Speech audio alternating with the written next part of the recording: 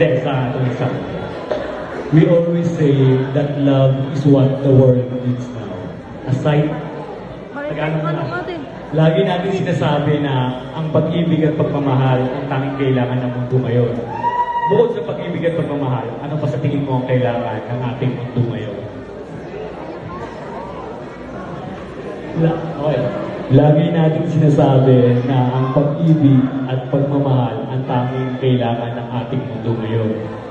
Bukod sa pagmamahal at pag-ibig, ano pa sa tingin mo ang kailangan ng ating mundo? Naniniwala po ako na ang kailangan natin sa mundo ngayon, bukod sa pagmamahal at sa pag-ibig, ay ang pangunawa ng madaming tao. Dahil lagi po kami nadidiscriminate dahil sa aming mga gender.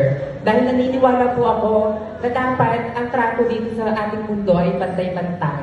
Dahil being hiyas ng San Roque is not just about the characteristic you have. It's about being able to influence and inspire other people.